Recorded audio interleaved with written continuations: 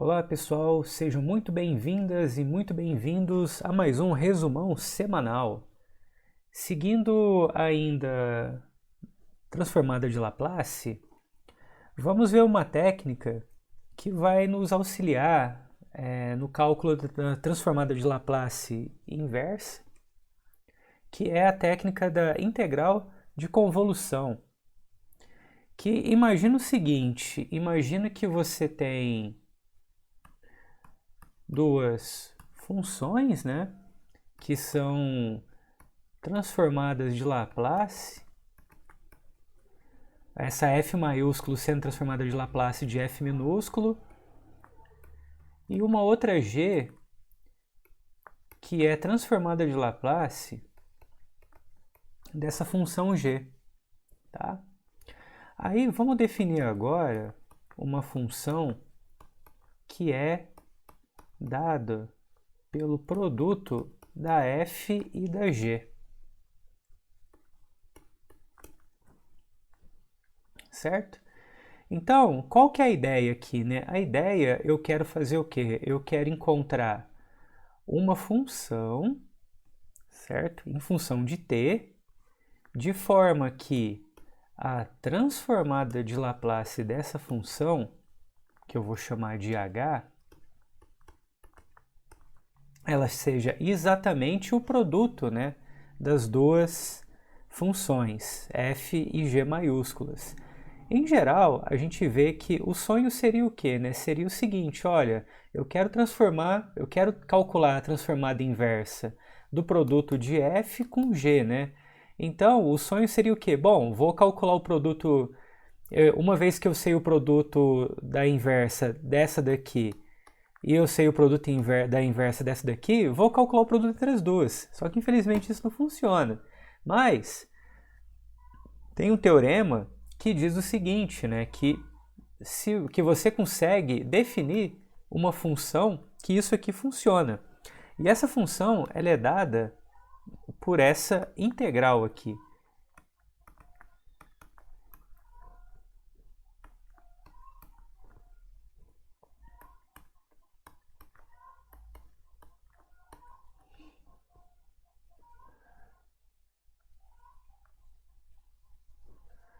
G de tal de tal que é igual 0t f de tal g de t menos tal de tal. Certo? A ideia é que a gente consiga definir dessas duas formas, né? Então, a gente pode pensar nessa integral como um produto que a gente vai chamar de convolução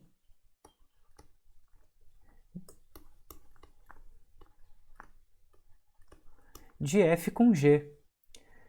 E aí, dessa forma, a gente também observa que se a gente escrever com relação a essa segunda integral, a gente pode... Se bem que eu escrevi... Não, tá certo. Como a gente pode multiplicar e trocar a ordem, né? Então, a gente pode escrever dessa forma também, tá? Ok, e como é que seria a demonstração desse teorema, né? Basicamente, gente, é assim, ó. Você vai pegar a transformada de Laplace da f, a transformada de Laplace dessa g, tá? Por definição, né, então vai ser aquela integral de 0 até mais infinito, um exponencial, né, vezes a função, tá? Multiplicar as duas e ir trabalhando, né, até chegar no que seria até chegar numa expressão que vai dar uma transformada de Laplace de alguma coisa. E essa alguma coisa vai ser essa h de t, tá? Aí para quem quiser ver maiores detalhes, né, tá tudo feitinho nas notas de aula, tá bom? Bom, além disso, a gente pode encarar essa operação como uma espécie de produto, né? Que ela vai valer algumas coisas, né? Como, por exemplo, a comutatividade que eu escrevi aqui. A associatividade também vai valer, né? Então, se você pegar f convolução com g e convolução com h, é a mesma coisa de f convolução com g e g convolução com h, tá bom? Vale a distributividade também com relação à soma, né? Então, se você pegar f convolução com uma soma de funções, isso aqui é a mesma coisa de f convolução com g1 mais f convolução com g2. E também vai valer a convolução com a função nula, né? Se você pegar f e fazer convolução com a função nula, vai ser a mesma coisa da função nula convolução com a f, que vai ser igual a nula, né? Porque como a convolução é dada pela integral, né? Então, se você tem na expressão que você vai ter a multiplicação da f com a função nula, então vai dar a função nula. E é como você tem uma integral definida, né? Então essa integral vai ser zero. Porém, né, nem toda propriedade de produto assim que a gente conhece, né, vai valer. Por exemplo, você pegando a convolução de uma função qualquer com a função identidade, tá? Que você esperaria, né, que isso daqui fosse igual a f. Porém, isso é falso. Basta a gente considerar, por exemplo, a função f como sendo a função cosseno de t. Bom, aí é o seguinte, ó, vamos fazer essa convolução então. F convolução com 1, tá? Em que a nossa f é o cosseno de t. Então vai ser cosseno de 1 menos tal, certo? Porque aqui é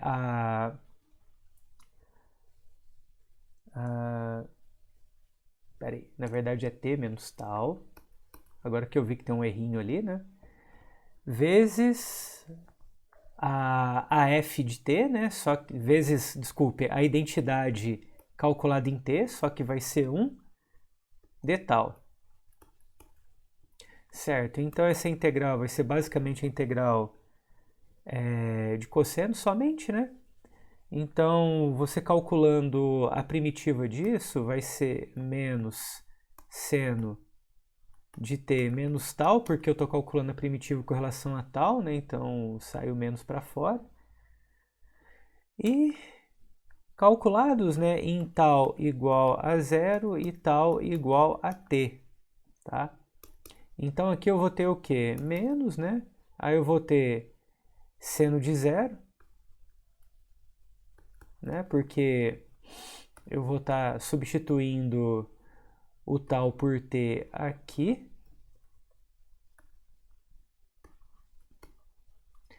E agora, menos seno de t, né? Porque o zero vai entrar no lugar do tal. Então, eu vou ter seno de t. Portanto, essa convolução dá seno de t, que é bem diferente do que a gente começou. Ok. Outra coisa também que nem sempre vai funcionar também, né? É que quando você pega o produto de dois números, né? Isso sempre dá positivo. Então aqui meio que você espera que o produto, a convolução entre duas funções seja sempre uma função positiva, né? Mas isso infelizmente também não vai ser verdade, tá? Mas aí depois fica um bom exercício, né? Vocês tentarem, né, verificar essas propriedades e principalmente a não validade da convolução aqui dela com ela mesma, né? Verificar que existem alguns exemplos, né?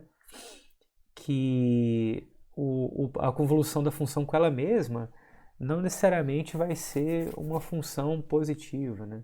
Se você provavelmente pegar uma função trigonométrica e fazer convolução com ela mesma, provavelmente você chega nessa conclusão. Tá. Agora vamos ver como é que a gente pode usar a convolução no cálculo de inversas, né, transformadas inversas. Então vamos pegar agora esse exemplo aqui.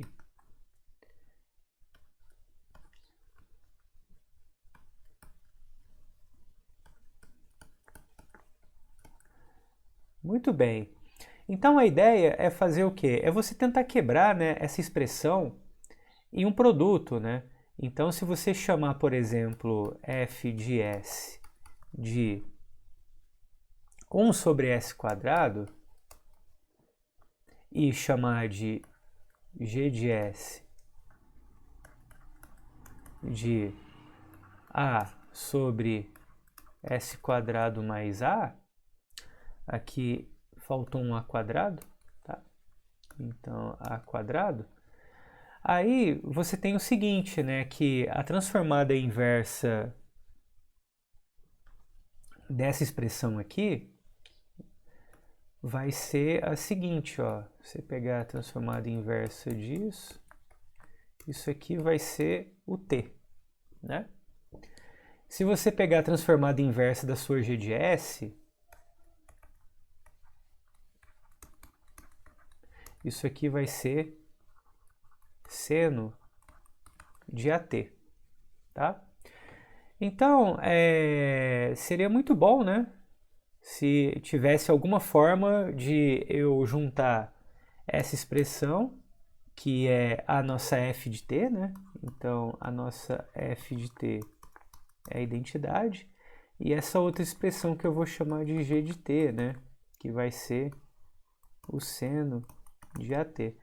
Então, não necessariamente, né, a multiplicação de fg e você aplicar a transformada de Laplace nisso vai produzir essa função, né?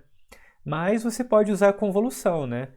O teorema garante para a gente que se você pegar a convolução de fg e calcular a transformada de Laplace, você vai obter exatamente a função h, tá?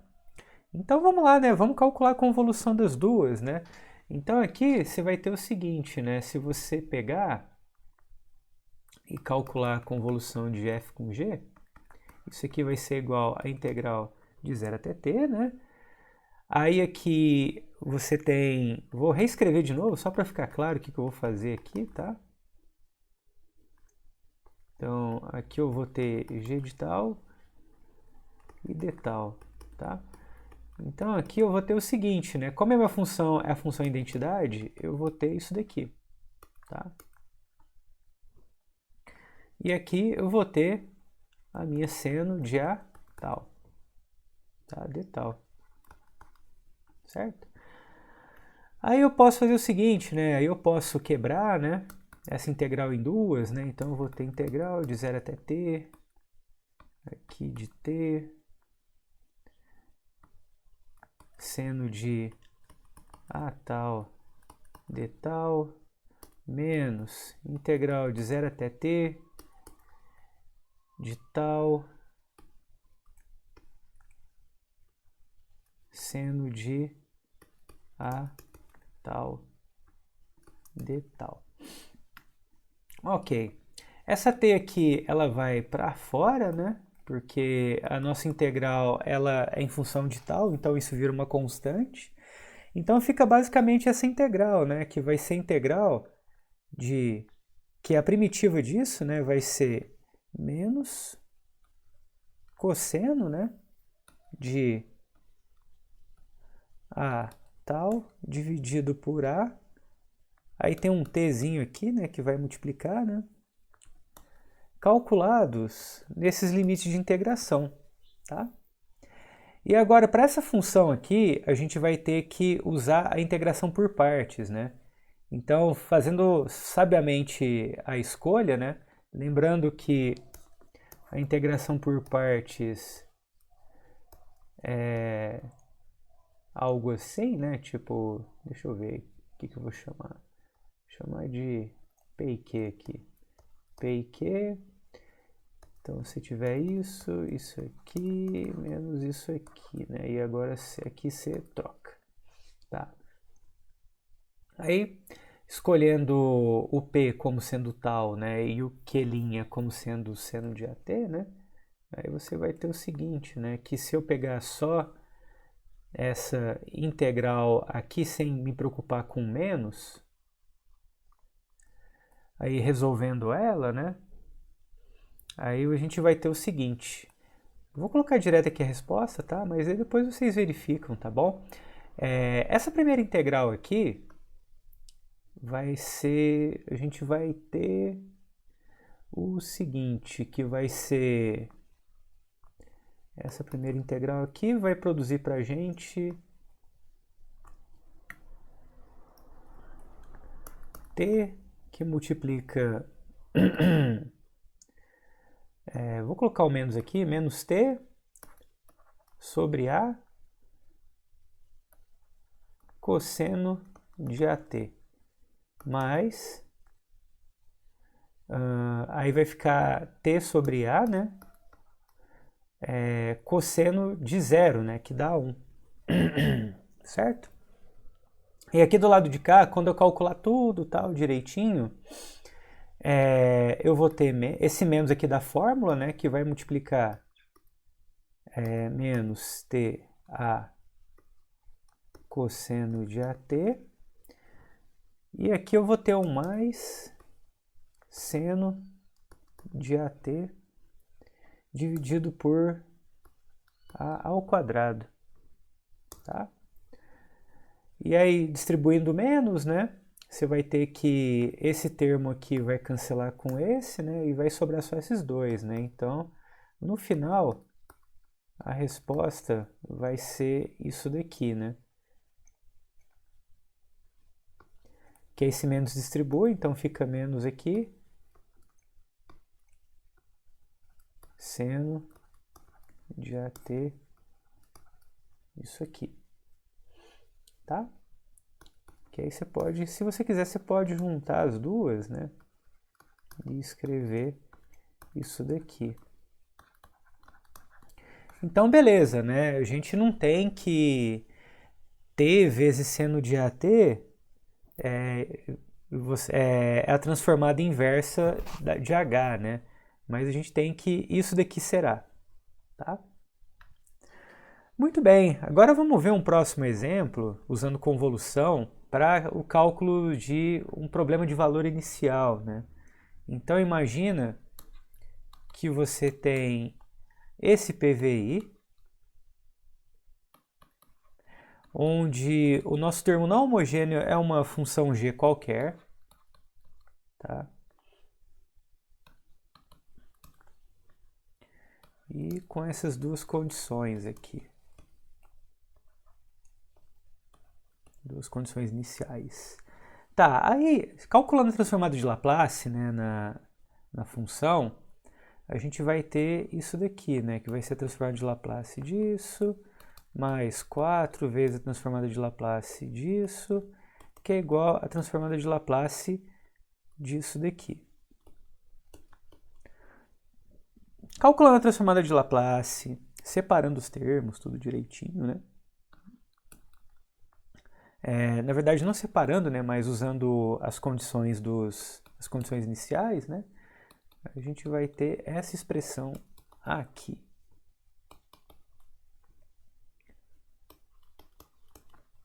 Aí eu vou fazer o seguinte, né? Eu vou estar chamando a transformada de Laplace de G, de T, né? De GS maiúsculo, tá? Bom, aí agora você isola o que dá para isolar, né? Que é o S quadrado mais 4, tudo isso que multiplicado por YS. Aí passo 3S para o outro lado, passo menos 1. E a gente tem o G de S também, tá? Aí no final dá para fazer o quê, né? Dá para a gente isolar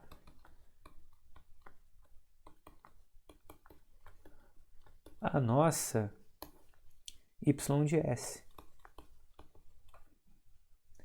E isso daqui vai ser igual a 3S dividido por S ao quadrado mais 4, menos 1 dividido por S quadrado mais 4, mais G de S dividido por S quadrado mais 4.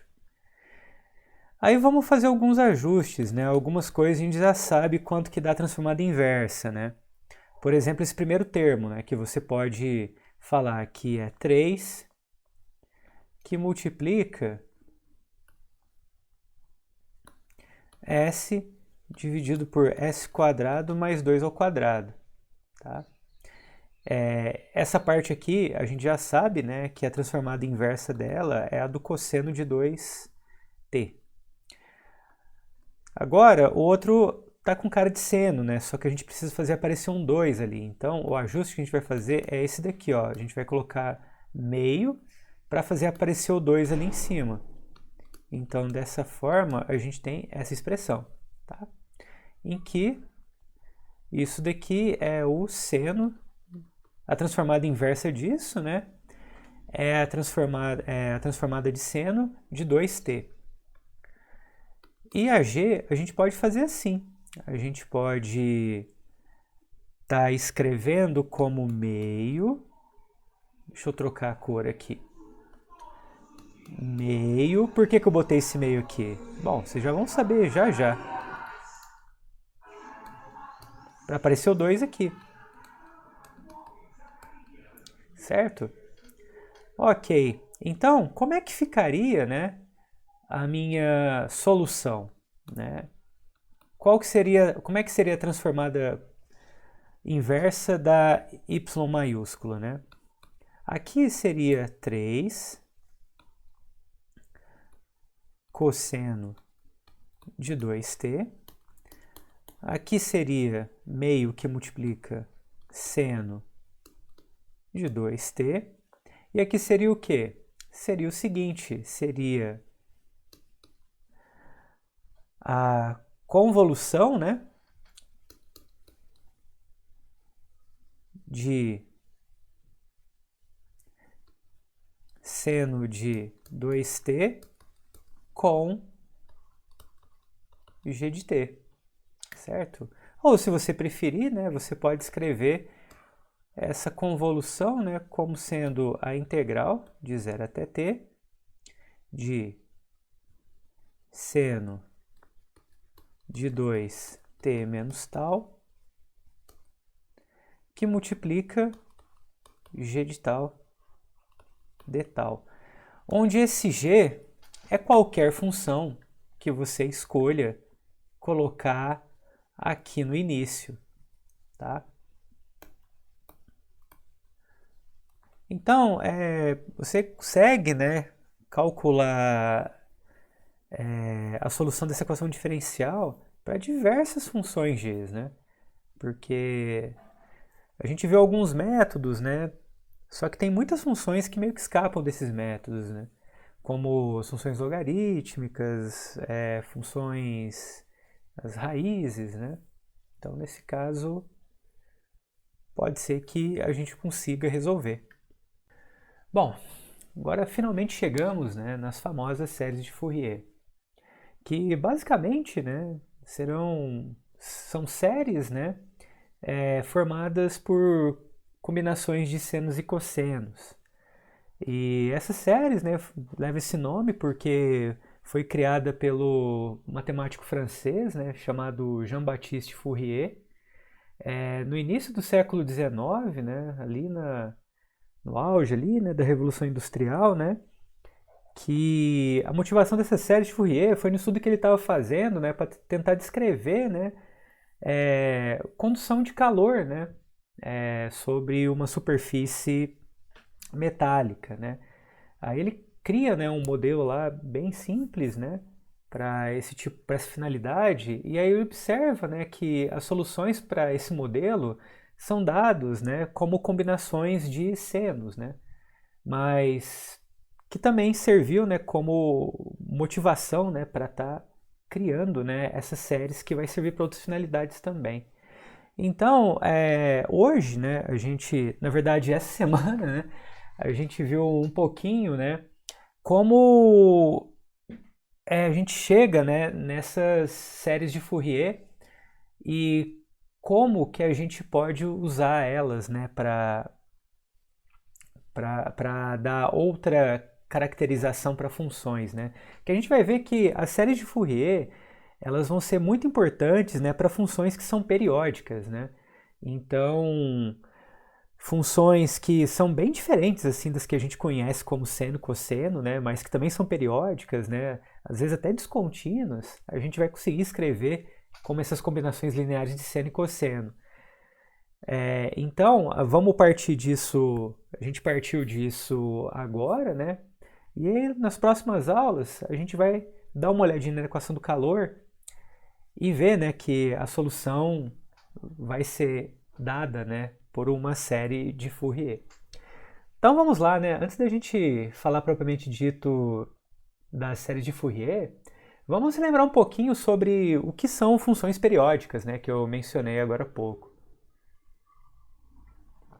Bom, funções periódicas, né, não é nada mais nada menos que o seguinte: você diz que uma função ela é uma função periódica com período t, onde esse t é um número positivo, né, um número real positivo, se você tem o seguinte, né, você diz que a sua f, né, ela é uma função periódica com período t, se isso aqui acontecer, ó,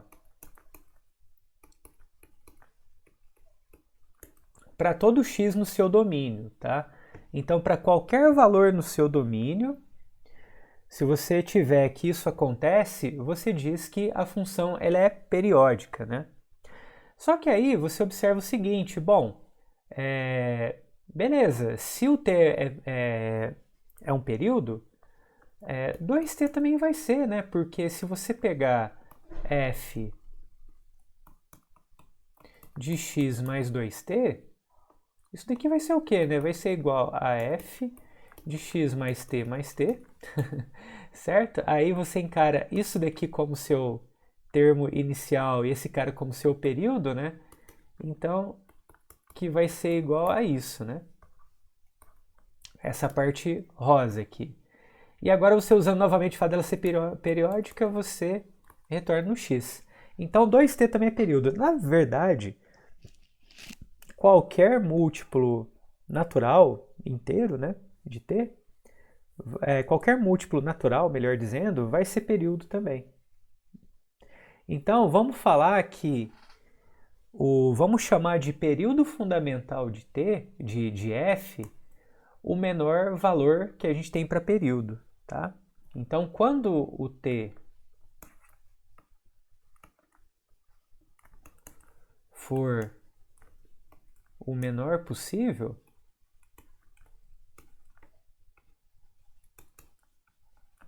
a gente diz que t é a gente chama ele, né, de período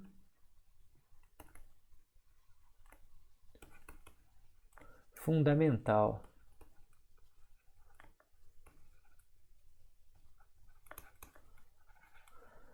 Muito bem, qual que é um exemplo, né, bem clássico de função periódica que a gente conhece muito bem, né? Bom, são as funções senos e cossenos, né? Então, por exemplo, né, se você pegar aqui a função seno, ou a função cosseno, né? Vamos pegar as duas, né? Vamos colocar aqui lado a lado as duas. Bom, vou fazer um desenho aqui e outro embaixo, né? Então, primeiro vamos começar com a seno. Seno, ela tem um desenho mais ou menos assim, né? E a gente tem o quê, né? Que ela vai ter o período de 2, aqui é π, aqui é 3π sobre 2 e aqui é 2π. Então repara o seguinte, né, que se você pegar um valor aqui de x, você somar 2π, você vai ter que vale a mesma coisa, certo? Então no caso, né, da nossa função seno, o período dela é de 2π.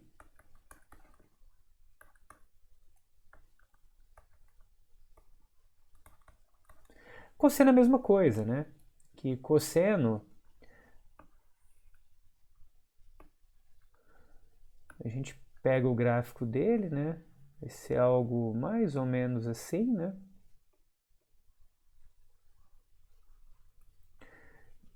E a gente vê que aqui você tem o seguinte, né? Então aqui você tem π sobre 2, π, 3π sobre 2 aqui, né? E volta aqui no 2π, tá? Então, se você pegar um valorzinho aqui, somar 2π, ele vai estar aqui, tá? Então, cosseno dá a mesma coisa, né? Porque se você calcular o cosseno desse valor, vai dar exatamente os mesmos números, né? Então, você tem que... A cosseno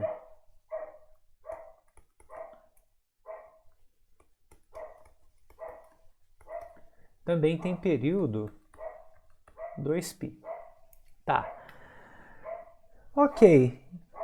Aí agora, próximo, vamos tentar dar uma modificada, né, no nosso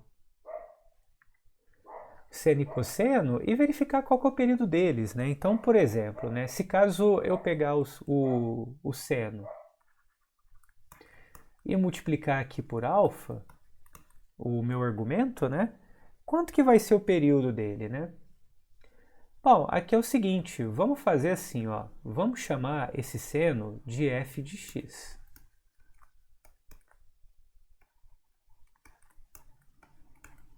Certo. Aí o que eu quero fazer, né? Eu quero encontrar o período, né? Então, eu quero encontrar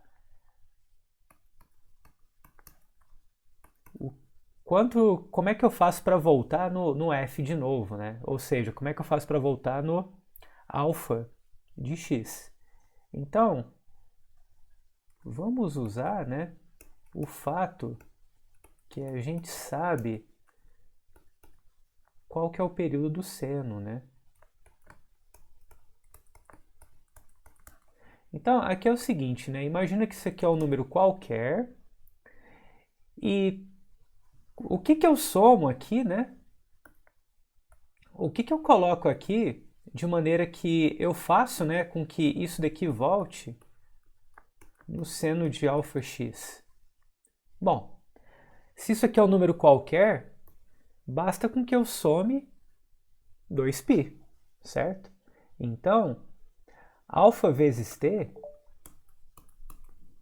tem que ser igual a 2π. Muito bem, então dessa forma a gente tem que t é igual a 2π dividido por alfa, certo? Que vai ser o mesmo, né, período, né, se caso eu fosse calcular qual que é o período do cosseno de alfa vezes x.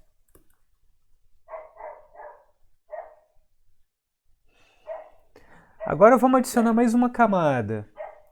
A próxima camada vai ser o seguinte, e se caso eu tivesse seno de m que multiplica π que multiplica x dividido por L. E a mesma coisa para cosseno, né? M que multiplica π que multiplica x dividido por L. Bom, aqui, qual que é o período desses dois, né? Basta você fazer o seguinte, ó. Chama isso tudo aqui de alfa, que é a mesma coisa disso daqui também, tá? E aí você tem o quê, né? Que o t, ele é igual a 2π dividido por alfa, ou seja, 2π dividido por esse valor aqui. Que aí você tem que isso é exatamente igual a isso daqui.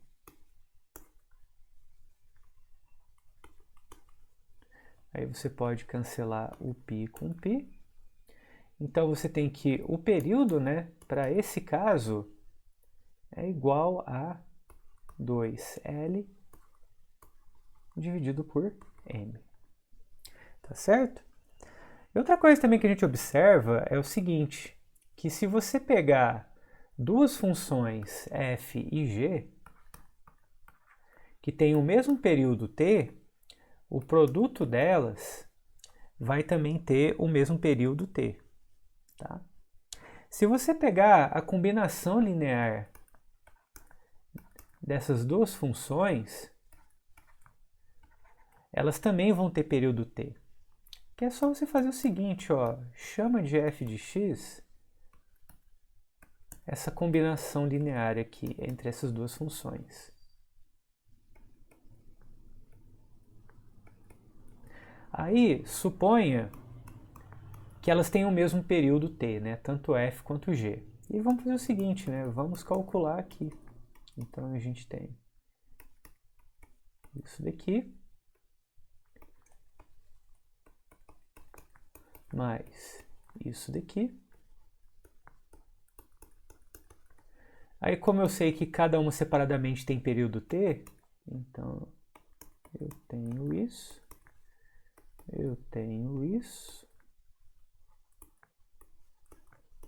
que é igual a f maiúsculo de x, tá certo?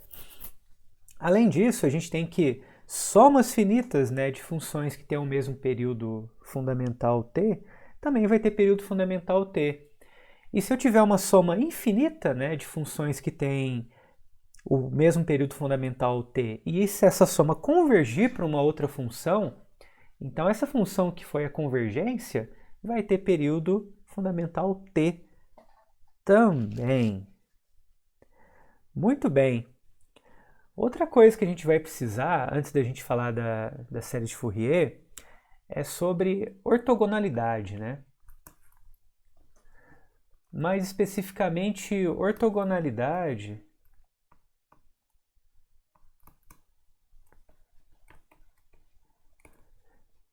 envolvendo senos e cossenos, né? Bom, ortogonalidade é dado pelo produto interno, né? Então, vamos considerar o produto interno, né, envolvendo duas funções u e v, né, duas funções reais, como sendo o que a gente chama de produto interno padrão, né, que é a integral de alfa até beta, né? Então a gente está supondo que a gente está integrando, a gente está supondo, né, que na verdade não precisa nem ser o domínio, né? A gente está supondo que pelo menos o domínio de u e v, né, seja um intervalo, pelo menos que o domínio de u e v contenha, né, esse intervalo aqui, né? Opa, o beta aqui tá meio difícil. Tá. Então, vai ser dado pelo o produto entre elas, tá? E a gente diz, né, que elas são ortogonais se o produto interno for igual a zero.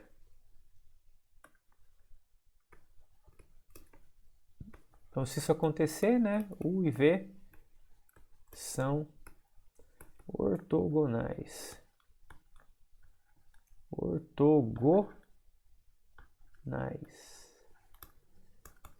Certo. Aí, além disso, né, a gente diz que um conjunto ele é ortogonal se para cada duas funções diferentes, né, elas forem ortogonais, tá?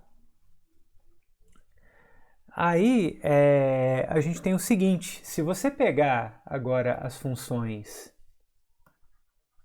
seno de mπx, L, cosseno de mπx, L, e fazer os valores de m percorrer todos os naturais com exceção do zero, esse conjunto ele é um conjunto ortogonal, tá? E dá para a gente verificar isso.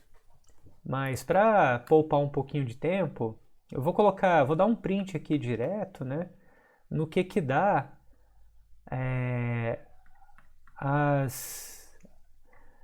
os produtos internos, né? Porque aqui, repare o seguinte, né? Que a gente vai ter três casos a analisar, né? Que é o que acontece quando eu tenho produto interno de seno com cosseno, tá? O que acontece quando eu tenho um produto interno de seno com seno, sendo esses dois senos com valores diferentes ou não? E o que eu tenho? E o que acontece quando eu pego o produto interno de cosseno com cosseno, né? Sendo esses cossenos diferentes ou não, tá? Então eu vou ter o seguinte, né? Quando eu pegar esses produtos internos, né? Que vão ser dados por essas integrais aqui. Então observe o seguinte, que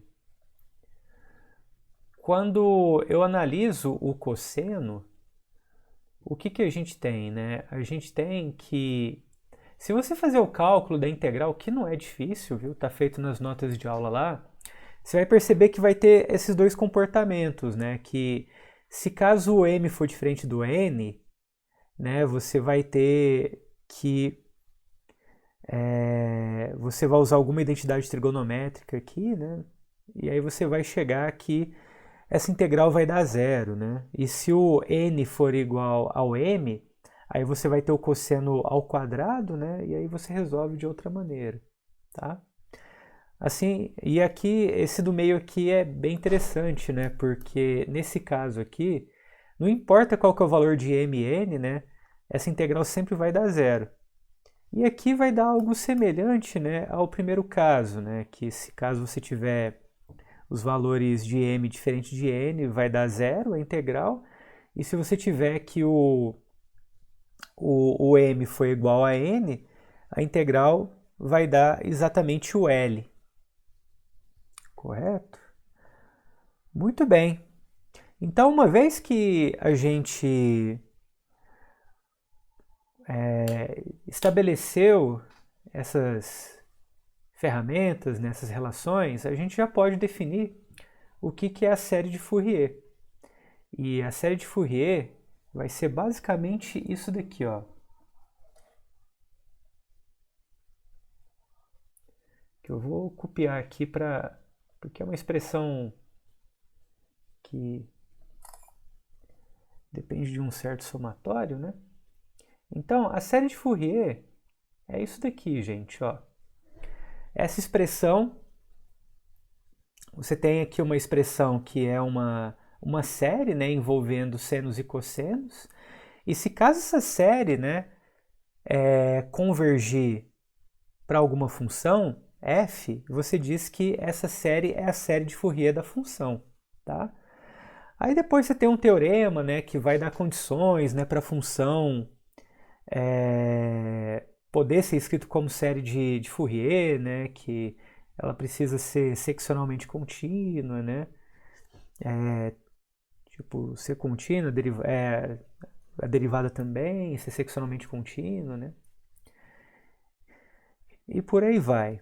Então, repara o seguinte, né, que o que a gente precisa fazer é o seguinte, então supondo, né, que você consiga escrever isso aqui como sendo uma f, né, de alguém, então o desafio aqui é o que, né? É você encontrar quem que são esses coeficientes aqui, né? O AM e o BN, tá? Então eu vou dar uma ideia bem breve, né, de como é que a gente consegue obter esses coeficientes, tá? Então o que você vai fazer é o seguinte, você vai supor que você consegue escrever isso como uma f, você vai fixar um n positivo, natural, tá? Então, diferente de zero, tá certo? E aí você vai fazer o seguinte, você vai multiplicar todo mundo por cosseno de nπ x dividido por L. Certo? Uma vez que você multiplica, você vai fazer o quê? Aí você vai multiplicar todo mundo por isso e depois você vai calcular a integral. Então, multiplicando, só para vocês verem como é que vai ficar, vai ficar assim, ó, fx cosseno de n πx dividido por L, que é igual a 0 dividido por 2 cosseno de n πx dividido por L, mais... Aí que você pode quebrar, né, em dois somatórios, né? Então, somatório aqui de m variando de 1 até infinito, de AM, né? Aí você tem o cosseno, que já era o cosseno mesmo da expressão, né? Que é o cosseno de m πx dividido por L, multiplicado por esse cosseno que eu estou acrescentando aqui, né?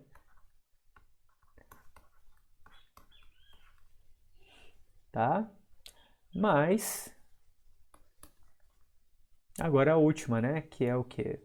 É o somatório do m variando de 1 até infinito, do bm seno de m πx dividido por L, multiplicado por cosseno.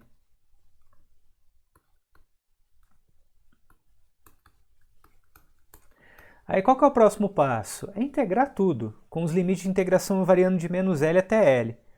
Então, quando você integrar tudo, você vai ter essa expressão aqui, ó.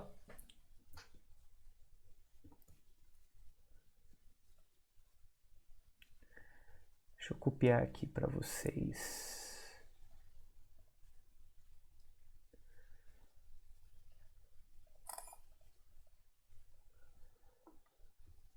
Está aqui. Muito bem.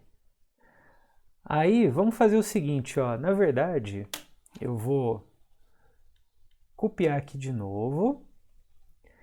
E além disso, eu vou copiar isso aqui que vai nos ajudar também.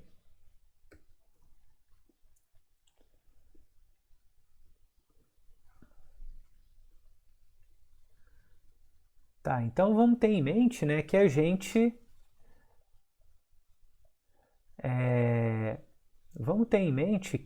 a gente multiplicou tudo por cosseno de n, né?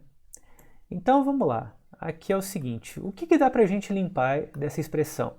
Primeira coisa, vamos olhar aqui para essa parte, que você tem que... Quando você tem integral de seno e cosseno, não importa quem é o mn que vai dar zero. Então, essa última parte aqui você vai ter somas e somas, né, de seno e cosseno, onde o n está fixo, né, esse n aqui está fixo, e esse m aqui varia, né, então você vai ter uma soma infinita, né, em que o n está fixo e o m está variando.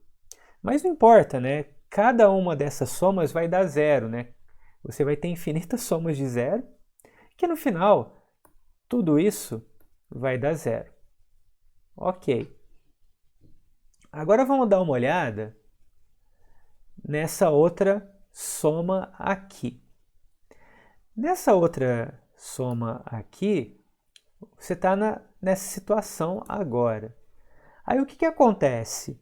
A única situação, né, em que você tem que essa integral aqui vai existir de fato é quando o m é igual a n. Tá? Todo o resto vai ser zero. Então você só vai ter o caso em que você tem a n, certo? E que multiplicado ao valor da integral, que vai ser a integral em que você tem n e n, tá? Então, nesse caso, você tem que isso dá L, tá? E agora, o que dá essa outra integral aqui? Essa outra integral dá para a gente calcular, né, sem muita dificuldade, porque isso aqui vai dar o seguinte, ó, se você calcular essa integral, a primitiva dela vai ser menos seno nπx dividido por L, tudo isso dividido por nπxL, né? Calculados em menos L até L, tá? Ah, e faltou aqui o nosso A2 dividido por 0. Desculpa, A0 dividido por 2. Vamos fazer o seguinte, ó. Vamos chamar todo esse negócio aqui de K, tá? Então, você tem o que, né? Você tem que K... aí eu vou colocar ali, ó. Já vou calcular, ó. Seno de NPL dividido por L menos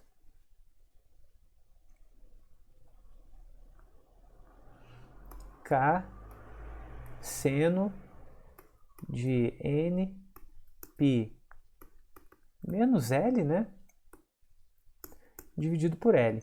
Que isso daqui, né, a gente pode escrever basicamente assim, ó. E bota um menos aqui, né? E aí você pode fazer o quê? Esses dois vão embora, esses dois vão embora. Então, o que sobra aqui? Sobra seno de alguma coisa natural vezes π, que dá zero, né? Multiplicado por k, zero. Seno de menos alguma coisa natural que multiplica π, né? Que vai dar zero também, né? Mas se você quiser, você pode usar o argumento do fato da função seno ser uma função ímpar, né? Que aí também dá certo. Então, essa parte aqui, tudo dá zero. Então, multiplicado por A sobre 2, dá zero, né? Então, o que a gente tem, né? A gente tem que a integral, né? De menos L até L, né? De f de x cosseno disso aqui tudo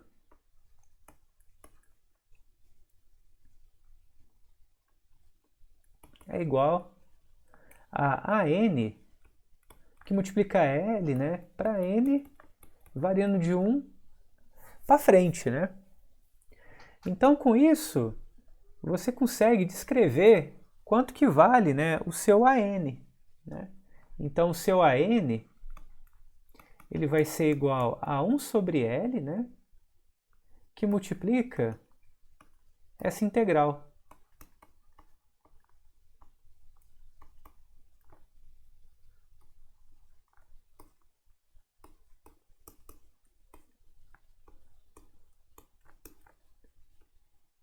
Só que aí falta alguma coisa, né? Só que o A0, basta você fazer o seguinte. Você vai lá em cima, você olha a série, certo? E você integra ela. E você integrar ela, sem você multiplicar com cosseno, você vai ter isso daqui, ó. Certo? E aí você resolvendo, né, a integral de cada um desses termos aqui,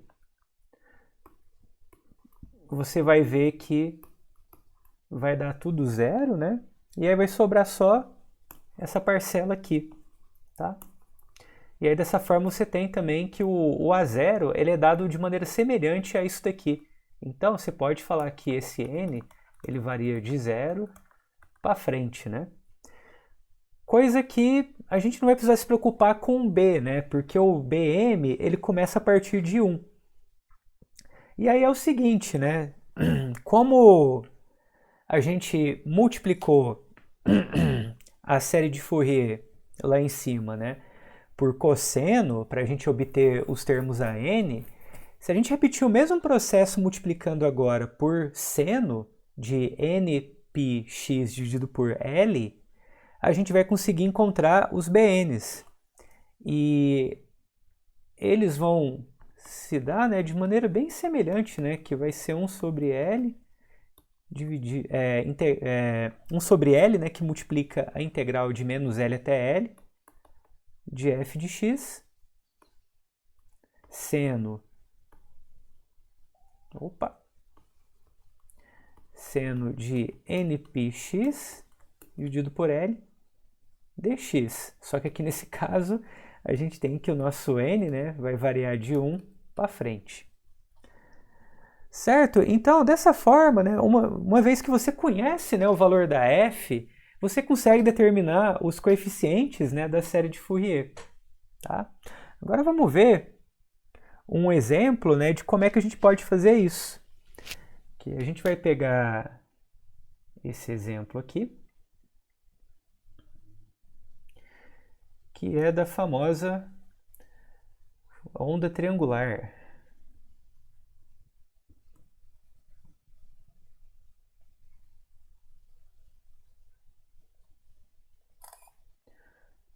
Então temos o seguinte: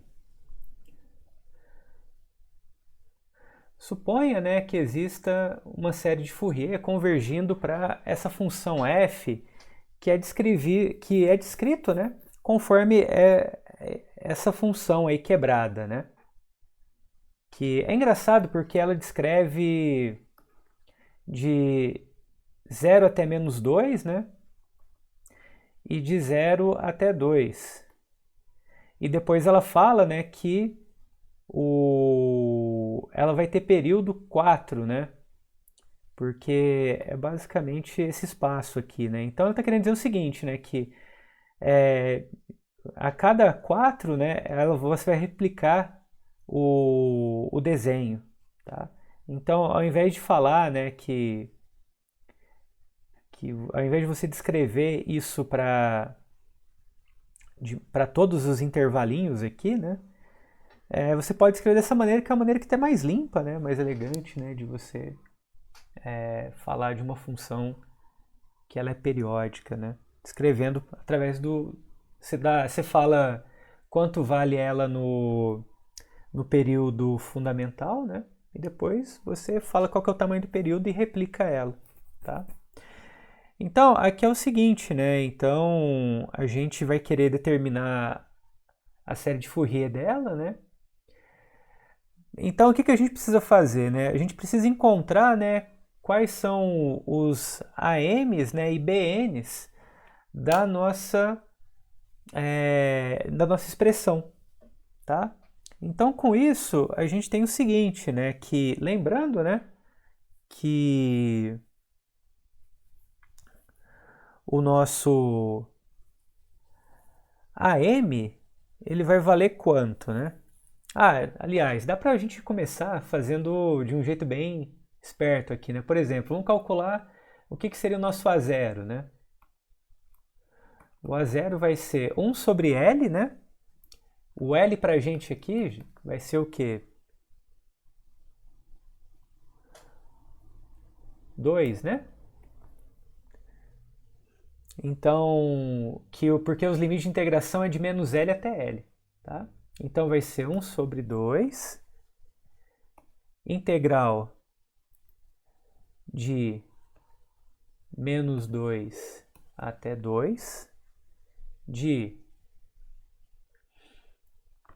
Vamos lá, voltando lá em cima, né? Então vamos dar uma olhadinha aqui, né? O AN é f de x, né, que multiplica o cosseno, né? Então vamos lá. Então vai ser f de x que multiplica o cosseno, né? Só que no caso aqui é zero, né? Então vai ser cosseno de zero que multiplica π, que multiplica x, dividido por L, que é 2, né? dx. Tá? Então, nesse caso, a gente vai ter meio 2 até 2, f de x, cosseno de zero dá 1, né? Então é só f de x dx. Só que aqui, repara o seguinte, né? Vai ser muito mais fácil a gente quebrar essa integral em duas. Por exemplo, de menos 2 até zero, porque daqui até aqui a função ela é menos x, ó, menos x, e depois de 0 até 2, que dá x, tá? Então, daqui até aqui é menos x dx, e depois a gente pega de 0 até 2, que dá x dx, tá? Aí você calculando a primeira integral aqui, vai dar 2, só que multiplicado com meio vai dar 1. Aí a mesma coisa vai acontecer aqui, vai dar 2 essa integral, e aí multiplicando por meio vai dar 1. E aí você tem que isso dá 2. Aí agora, para calcular o AM, né, você pode repetir um raciocínio semelhante, né? Que vai ser o seguinte, você pode falar que o AM ele vai ser igual a meio, né, que é 1 sobre L, que multiplica a integral de menos 2 até zero. Aí você tem o F, né, que é o menos x, só que agora você tem o cosseno, né? Aí o cosseno de m π de x dividido por 2 dx mais meio integral de 0 até 2 x cosseno de mi πx dividido por 2 dx. Aí agora é o seguinte, né? Agora cada uma dessas integrais você vai poder resolver por partes, né? E aí, no final, quando você juntar tudo, aí você vai ter. Você pode resolver depois, é um bom exercício, sabe? Você pega, resolve essa daqui, aí depois você junta tudo e vai dar exatamente isso daqui, ó.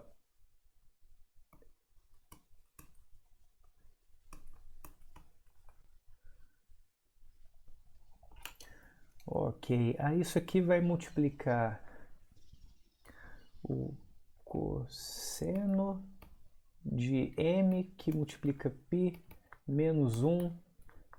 Isso aqui tudo multiplica isso. Tá. Aí aqui vai depender muito, né?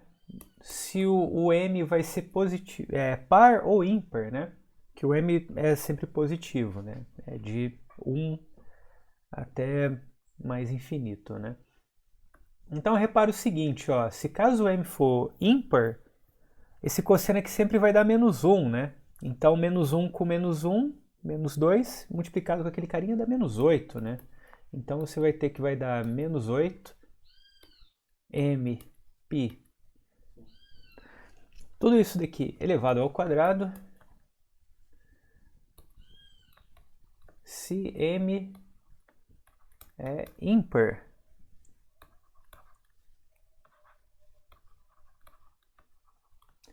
E se o m for par, esse cosseno dá 1, com menos 1 dá 0, né?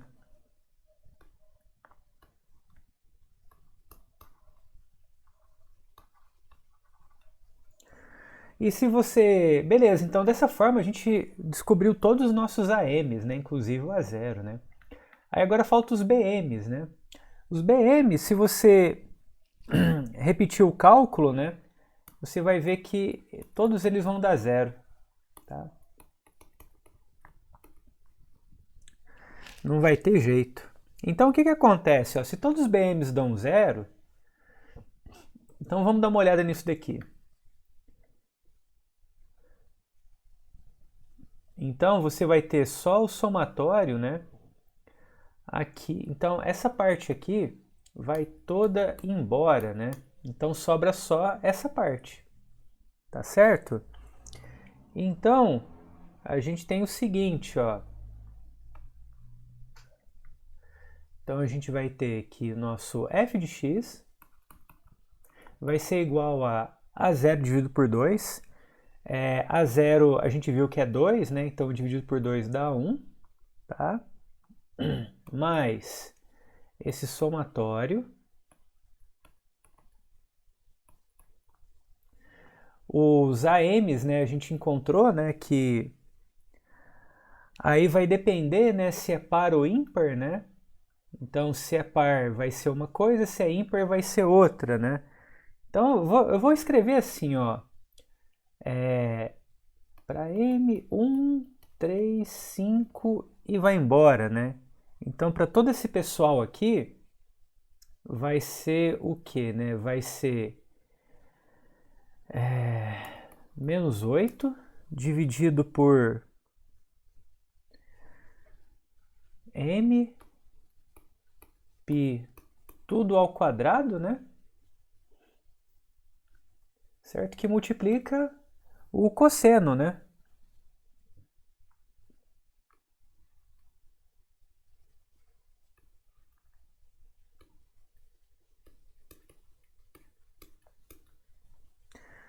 Certo? Bom, você pode deixar assim, não tem problema nenhum. Você pode abrir essa soma também se você quiser, sabe? Inclusive, se você pegar no Boyce, né? Ele vai até escrever também assim, né? Ele vai colocar em evidência o 8, vai botar um menos aqui, botar esse cara aqui em evidência, né? E vai reescrever por extenso cada coisa, né? Aí ele vai colocar cosseno de... Aí o próximo cara é ímpar, né? O primeiro cara é ímpar 1, né? Então ficaria πx por 2, né? Aí o próximo vai ser o quê? Ah, e aí ficou esse m quadrado, né? Então aí vai ser 1 sobre 3 ao quadrado, cosseno de... Aí aqui o próximo cara é ímpar é 3, né? 3 sobre 2. E por aí vai, né? E aí tem um outro jeito também de escrever, que é mais ou menos parecido com esse daqui, só que você escrevendo sem você colocar, sem você dar destaque, né, que você está tomando só os números ímpares, né, mas pegando todo mundo. Então como é que você faz? Você vai fazer o seguinte, ó. Você pode reescrever também isso aqui como sendo 1. Aí eu vou tirar isso aqui para fora, não isso aqui, né, mas isso daqui, tá? Então vai ficar menos 8π ao quadrado, tá? Aí sobrou quem? Sobrou 1 sobre m ao quadrado que multiplica esse cosseno. Só que aí eu vou, a malandragem é essa daqui, ó, que eu vou no lugar do m, eu vou colocar 2n menos 1. Porque repara só, se o n for igual a 0, dá 1. Se o n for igual a 2, dá 3. Se o n for igual a 3, dá 5. Né? Então, para qualquer n natural aqui, de 1 para frente, eu consigo todos os números ímpares, né? Então, eu posso estar escrevendo assim, ó. Isso aqui é o somatório de n variando de 1 até mais infinito. Aí eu coloco aqui, ó, 1 sobre o nosso m ao quadrado, né? Então, que vai ser esse cara aqui.